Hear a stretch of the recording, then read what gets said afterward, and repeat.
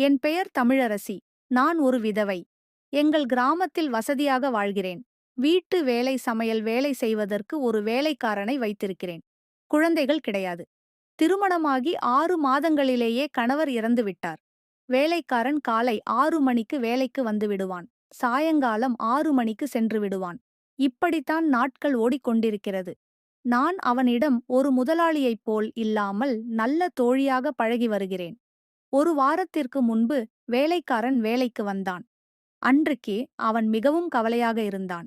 அவன் வரும்பொழுது எப்போதுமே நீளமான வாட்டர் பாட்டில் ஒன்றை எடுத்து வருவான்.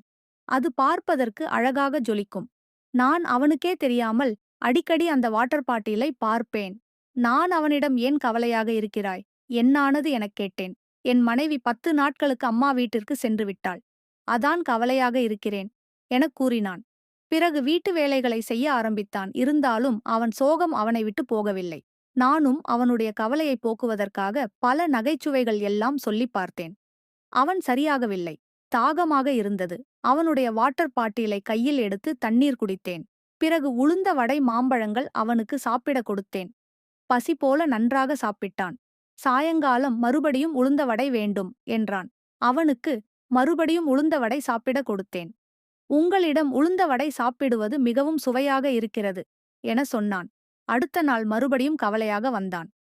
அப்போது எனக்கு புரிந்துவிட்டது. இவனுடைய கவலைக்கு காரணம் பசி. இவன் மனைவி வீட்டில் இருந்திருந்தால் இவனுக்கு சாப்பாடு கொடுத்திருப்பாள். சாப்பாடு கொடுக்க ஆளில்லாததால்தான் கவலையாக இருக்கிறான் என நினைத்துக்கொண்டு அவன் மனைவி ஊரிலிருந்து வரும் வரை என் வீட்டிலே அவனுக்கு சாப்பாடு கொடுக்க ஆரம்பித்தேன். இருவரும் நல்ல நண்பர்களாக இருக்கிறோம். பிடித்திருந்தால் சப்ஸ்கிரைப் பண்ணுங்க.